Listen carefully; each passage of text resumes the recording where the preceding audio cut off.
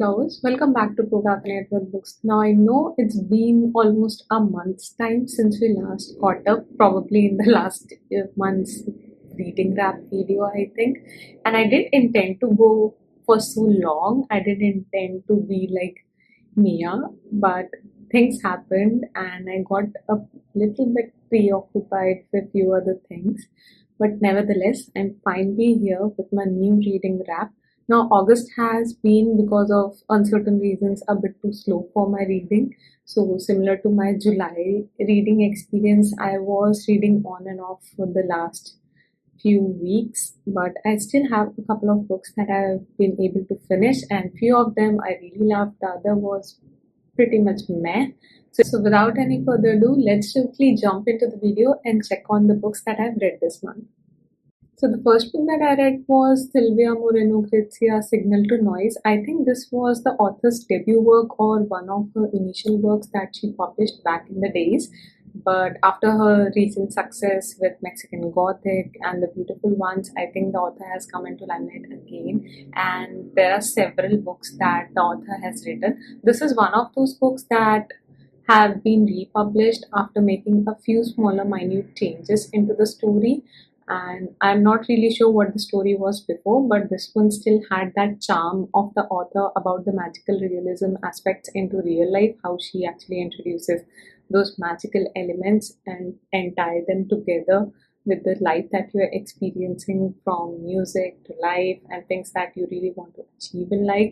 So I did enjoy this mostly with few on and off moments that were happening in the story, but I really loved the protagonist. I love her anger. I loved her zeal to, get what she wants and basically be willing to do anything and everything.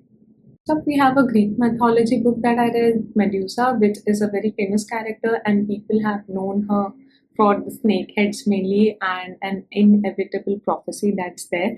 I have been going on a really good luck when it comes to Greek mythology recently, because most of the books that I've read up until now have been promisingly good in terms of the characters around which the whole story or the book narration is based out. Now, we have all been aware of the whole story of Troy and what happens then and there.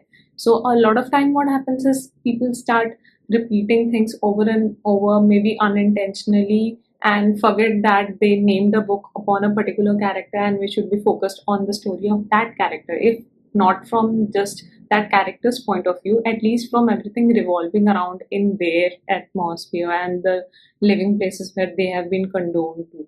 So that was something that really worked out well in this book. The story was heavily focused on Medusa from the time she was born and the way she grew up, how the different prophecies about her that were mentioned actually came into being and how they were fulfilled by different aspects aligning together.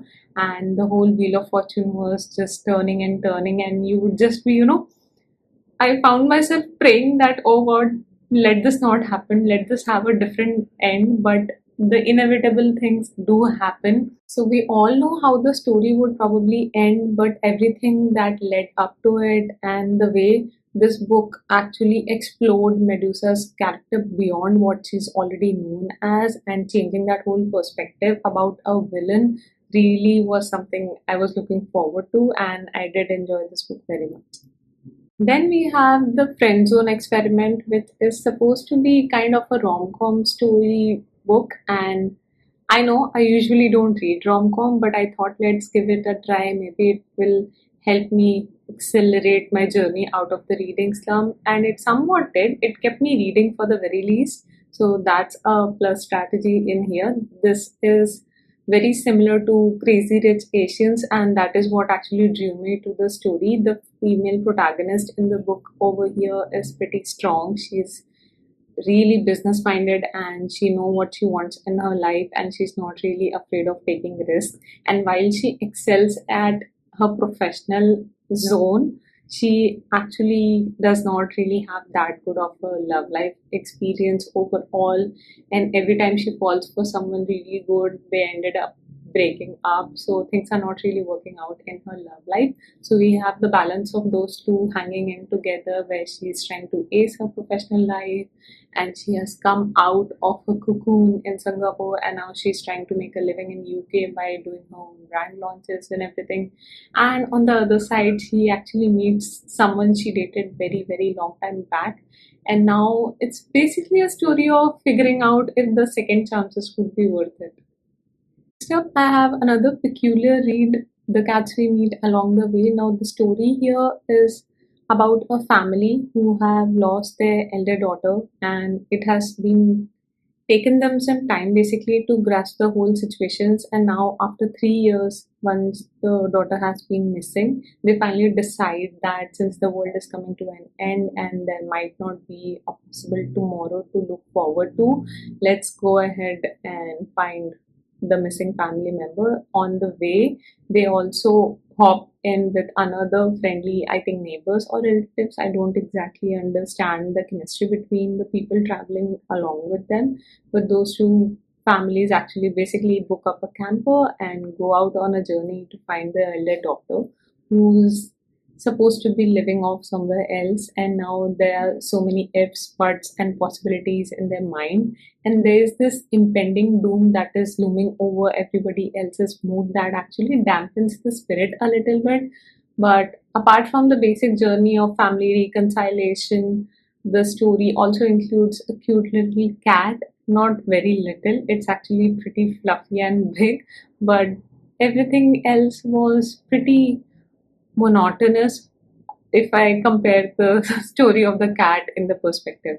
So it was an okay some read for me. Next up, we have Death in the Freezer, which is a pretty short story that I read in a single setting. You will see the detailed review of the book in a separate video that I'm doing for the read along. But the story in a crisp and short version is about the sibling rivalry of two people. One of them gets treated like a golden child because he was a boy and the family always wanted a boy.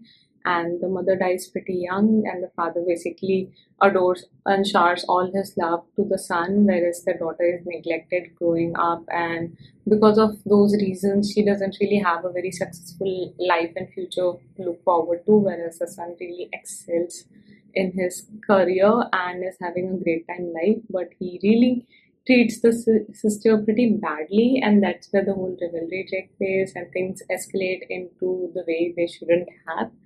And now we are going to deal with all of that. Then we have a book that I've been looking forward to read for months, Long Live the Evil. So I did not skip on any of the books I was really anticipating for this particular month. So I did read those, and this is a story told from villain's perspective. There is a young girl in modern day times who actually doves all her love on the villains, and she basically loves them. She doesn't really fall for the protagonist or the main love angle. She actually dotes her eye on the villains, and that's why one day she is plunged into one of the books that she was recently reading, which was like a fairy tale but as a villain character in the book. And now, because she has read the book, she already knows certain things that are about to happen to her, and she's just making this show to survive and get a chance into the real life and come back with the task that has appended upon her. So that's the whole story, and the perspective of villains is explored really well into the story. One thing that really worked well was how you actually somehow get to sympathize or empathize, to be more precise, with the villain's perspective too, if the author does a job really well. Though there were certain points in the story where I felt a little sleepy, I felt things were going a bit too slow, and it could have been a little fast paced. That's it. Talking about peculiar books, this one was another such story. There is this beautiful Japanese aesthetic about this story that you will love and crave for. Plus, the whole story is based upon a particular cafe that appears out of nowhere and is only can be experienced by a certain number of people if they are told about that cafe and they went there. And the most peculiar thing is you cannot order anything at this cafe. So based on your experiences in life and what stage you are in, there's this whole horoscopic angle that has been introduced, whether you are in your moon phase, Venus phase, sun phase, according to the different age groups, and what phases you have cleared out based on your, let's say, karma or the actual work that you are doing. Based on that, how well you have passed a particular phase, they'll serve you drink or food according to that. And that was something which was very unique to watch. There are stories of different people who have studied together in school and have been taught by a teacher, and the lives of those people are discussed into different angles. How someone was once successful but is having a difficult time now, and how they can basically get through it. It's a nice emotional short journey which was good and entertaining for a one time read, I would say.